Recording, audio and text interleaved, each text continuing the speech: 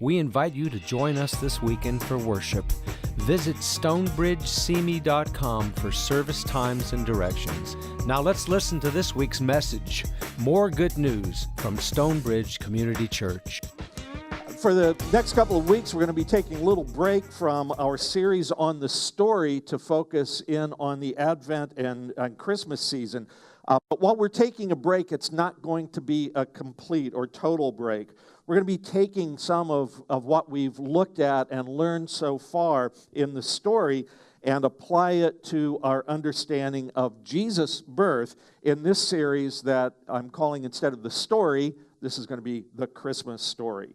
The Christmas story is a defining moment in the story of God's plan to save us. It is the event toward which the entire Old Testament has been pointing.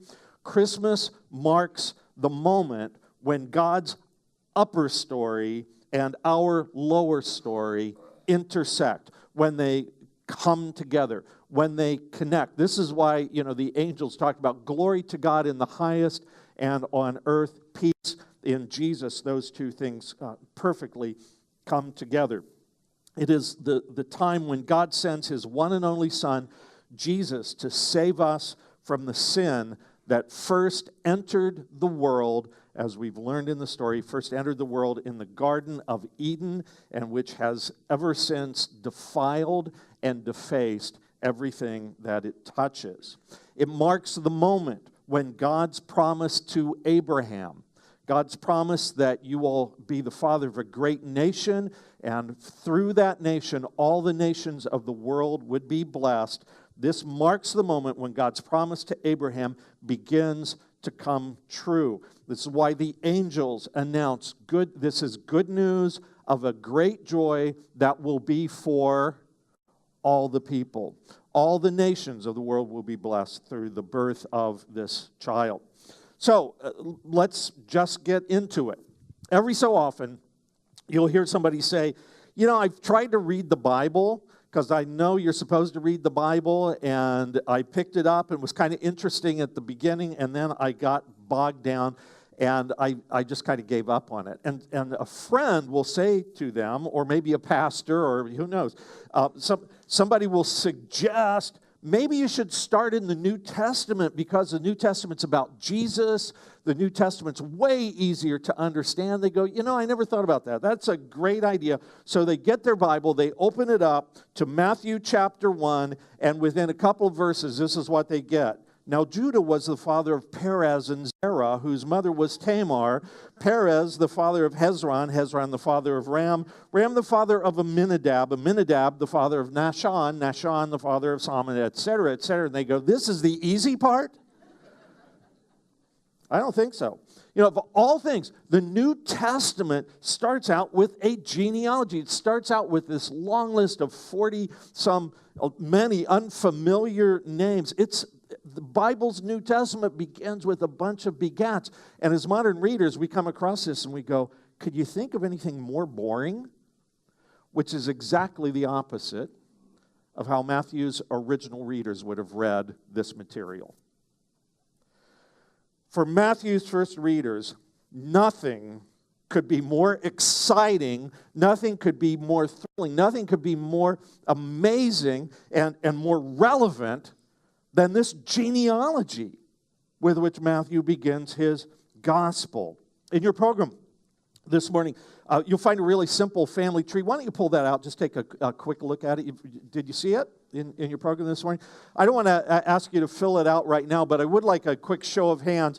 How many of you would be able to identify both of your parents? Could you raise your hands? Okay.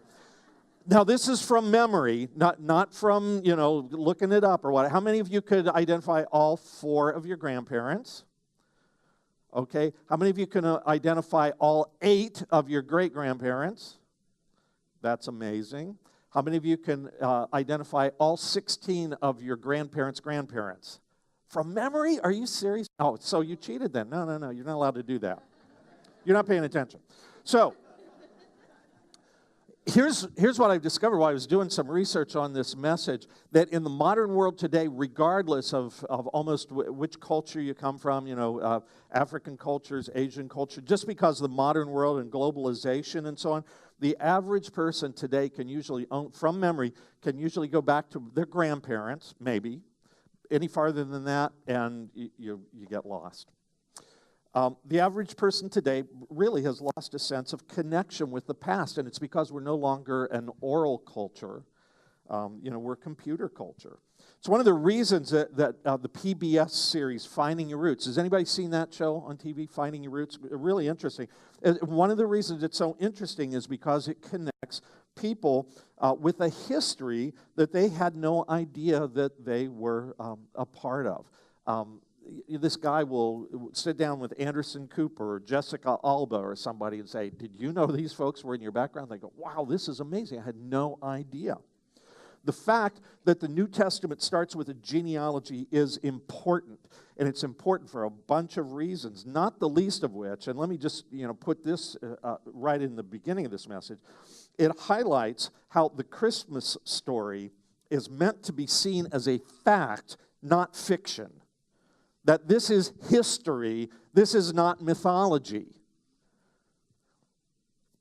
Matthew's genealogy is a list of real flesh and blood people who lived in identifiable places and participated in real historical events. And as a matter of fact, because we have done the first maybe third of our series on the story so far, as you went through and listened to guys sing the genealogy of Jesus, one of the things that you probably realize is, hey, I know some of those people. As a matter of fact, I had somebody yesterday evening come up to me after the service and say, when we were watching that genealogy, I kind of teared up a bit. I said, what's up with that? Why do you think that happened? And we sort of got to talking about it, and he figured out, it's because I know those people. I read about them. I know I know the backstory. They matter to me now. And that's exactly the point. These are real historical people, and they matter. It's one of the things I love about the Bible. It invites investigation. With mythology, you can't have archaeologists go out and discover mythological artifacts because there aren't any. It's just made up. But when you're talking about history, when you're talking about genealogies, there is historical geography, there's archaeology. This is stuff that invites investigation. And talk about courageous, of all the world religions, talk about courageous. The Bible is amazing because it is about history. And as history, it's falsifiable. You can look at it and say, did that really happen? And then you can go back and investigate it.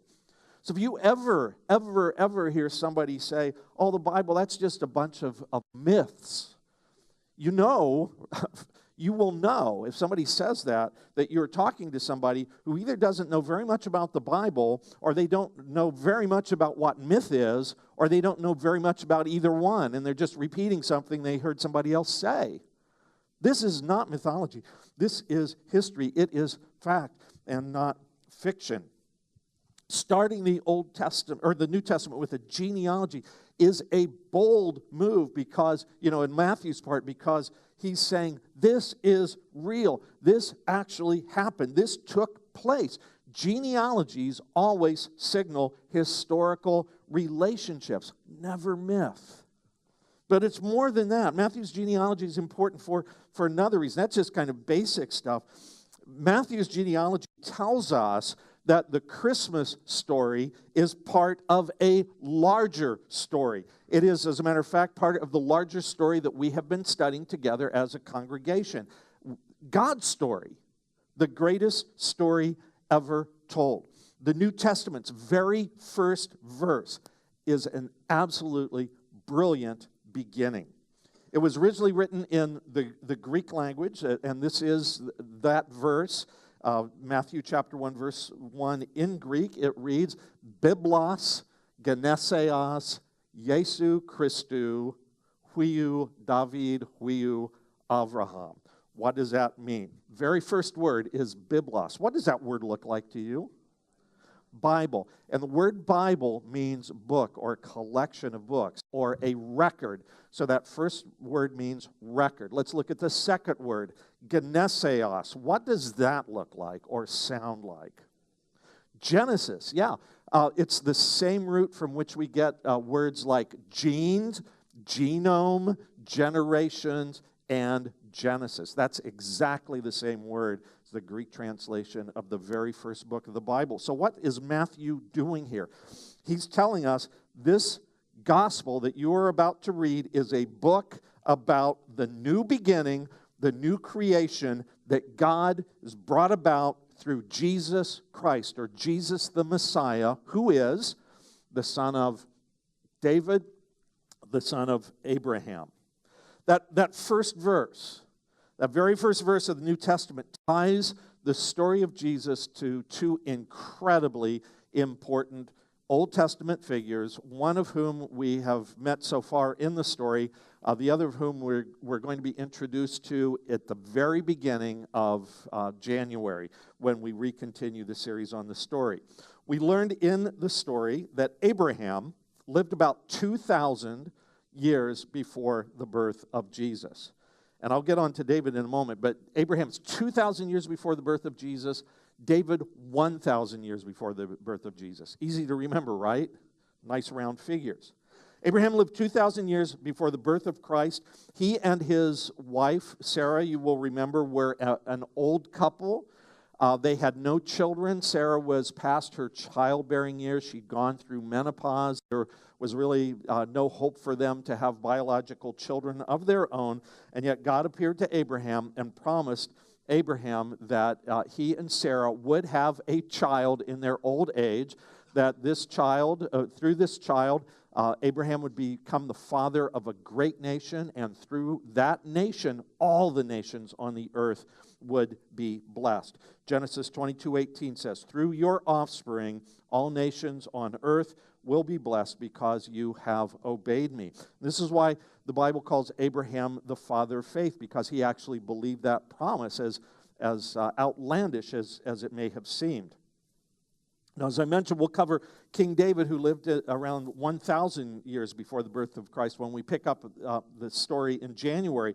But what's important for us to know right now for our purposes in this morning's message, it's important that we know that God is going to make a promise to King David as well. He's going to promise this. He, David, is the one who will build a house for my name. He's talking about the temple in Jerusalem. And I, God, will establish the throne of his kingdom forever.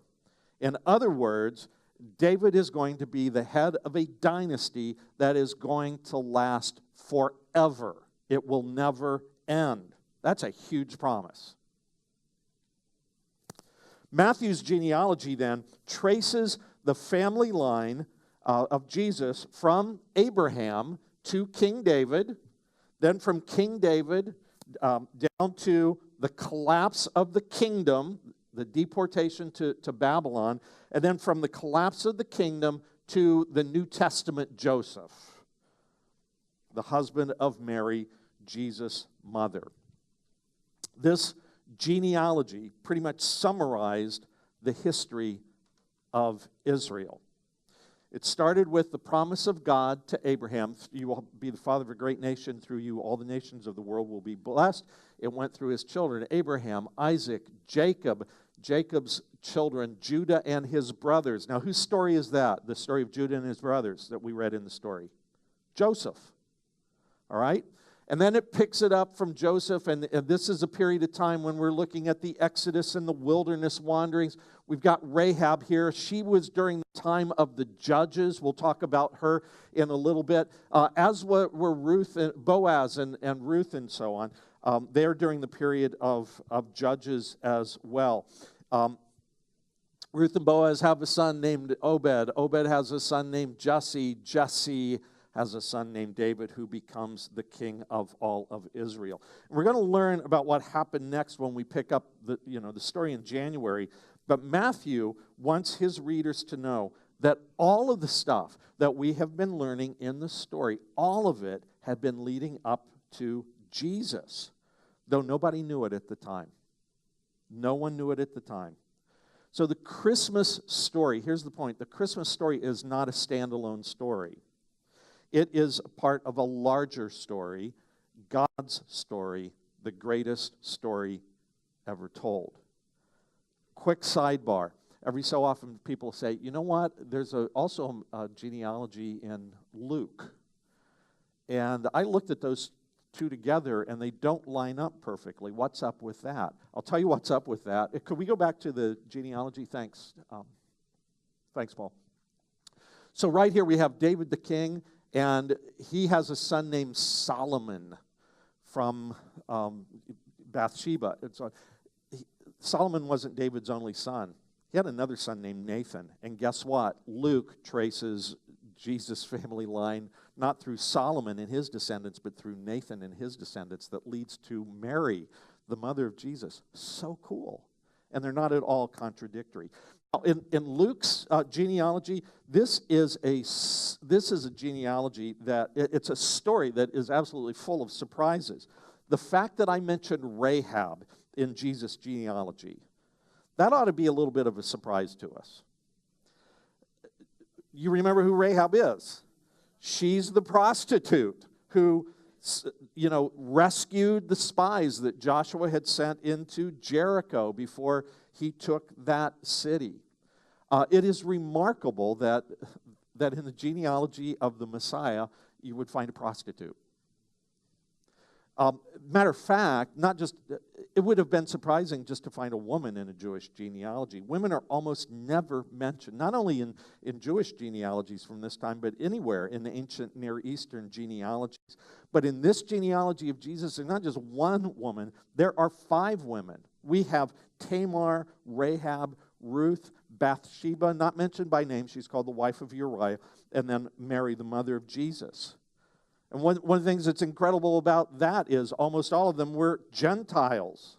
And Gentiles were never mentioned either, or rarely mentioned in Jewish genealogies, except for, extraordinary circumstances. Tamar and Rahab are Canaanites. They're Canaanites in Jesus' genealogy. Ruth is from Moab. And one of the things we know about people from Moab, it says in the book of Deuteronomy, no one from Moab will enter into the assembly of the Lord to the 10th generation. What an outsider. Bathsheba is married to a Hittite, and if not by birth, at least then by marriage, she is herself a Hittite. You continue on, after you look at those Gentiles and the women and so on, you've got this list of kings here from Solomon all the way down to Jeconiah at the time of the deportation, the collapse of the kingdom of Judah. And I got to tell you, those kings that are listed there, some of them were just not good. Some of them are great. Josiah, amazing king, young man who did all of this religious reform and so on. But some of those guys were just downright evil. And they are part of Jesus' genealogy. Then you throw in this bunch.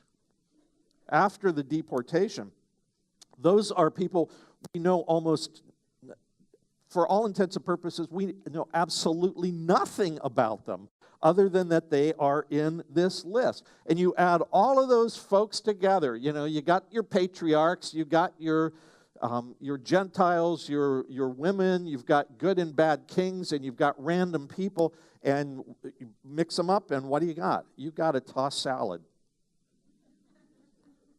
You got gumbo. You have, it is amazing what falls out when you shake Jesus' family tree. Which points to one of my favorite themes as a student of the Bible. It's another thing I just love about the Bible. I think it's extraordinary, and it's unlike any other world religious literature. This list, as you go through it, it strikes you as being incredibly, even to the point of being painfully honest. It strikes you as being genuine, rooted in history. This is not the kind of thing that you would invent if you were trying to establish the credentials of someone that you want others to see as the Messiah. You wouldn't make this up. You would cover it up, at least some of it. You would, want to sanitize it, make it look prettify it, whatever. Which points to another great truth about this genealogy and about the Christmas story, and that is that the Christmas story is a story of grace. Grace. Jesus, what does his name mean? His parents are instructed, you will give him the name of Jesus because he will save his people from their sins. And as you look at that list, that genealogy, man, there's a lot of sin to be saved from. God's plan, you look at that list and you realize, man, God's plan is just unstoppable. God will do whatever it takes to win us back. God will do whatever it takes to undo the damage that our sin has caused, that has defaced and defiled everything it touches. God will use Jews. He will use Canaanites. He will use Moabites. He will use Hittites. God will use men. God will use women. God will use clean. God will use the corrupt. God will use the mighty. God will use people whose names have been, for all intents and purposes, forgotten. God will, one way or another, bring about his plans to bless the nations of the earth and free his people from their sin. I think that's so exciting. That is just, what a great way to begin the New Testament. This is not a boring bunch of begats. This is good news. Now, earlier in this message, I asked you to look at the family tree insert that was tucked inside your program and take it home and have some fun with it and just see how much you can fill in from memory. And then maybe you want to go back and look some stuff up and learn about your ancestors and so on. One of the things about that family tree, though, is that's biological family tree. And you don't get to choose your family. You don't get to choose your biological family. But the Christmas story is an invitation for you to choose your spiritual family. The Christmas story is an invitation for you to take your place in Jesus' genealogy. You can be a part of that family tree. Matthew begins his gospel with a genealogy. John's gospel begins in kind of a similar way if you think about it. Remember how John begins? In the beginning. What does that sound like, by the way? Genesis 1:1. So he's doing the same thing Matthew is. He's referring all the way back to the beginning of creation.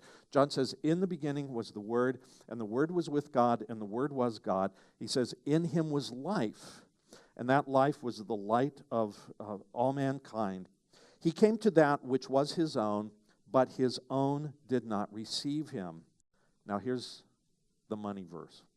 Yet to all who did receive him, to those who believed in his name, he gave the right to become children of God. Children, now notice he's going to make a distinction here between biological and spiritual. Children born not of natural descent, nor of human decision or a husband's will, but born of God. That is some good stuff there. Matthew lays out Jesus' genealogy.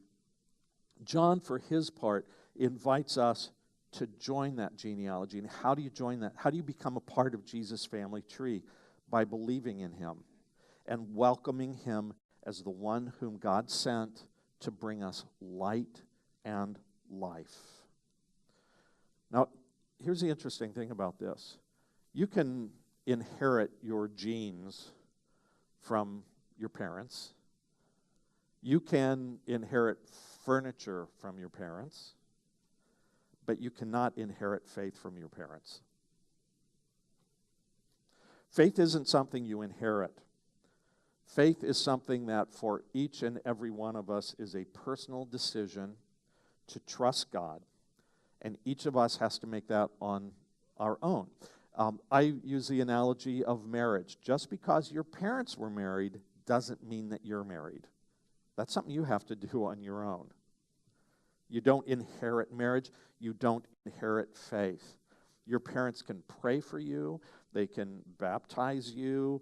They can teach you. They can nurture you in the faith. But when it comes right down to it, whether you become a follower of Christ, whether you become a part of Jesus' genealogy is your own personal decision.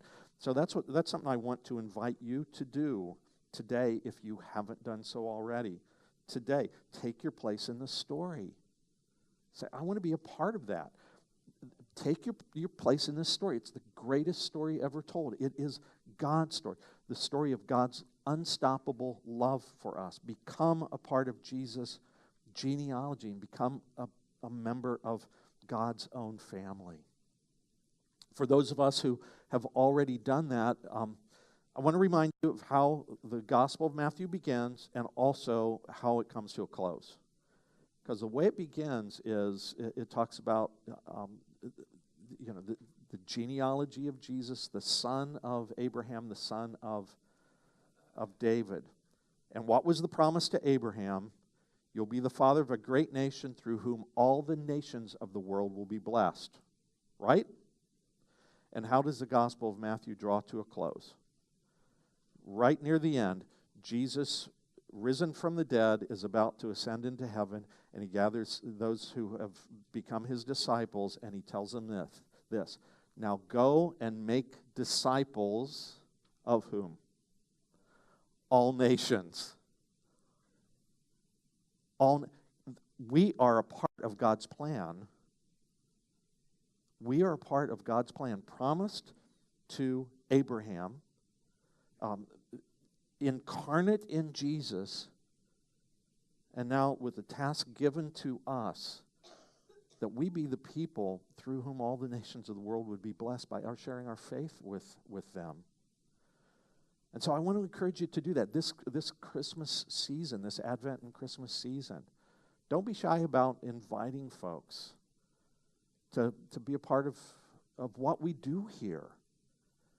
You know, here in church, everywhere else in the world, they celebrate Christmas commercially. Here as a church family, we celebrate the spiritual meaning of it. And it's so important that we not lose that.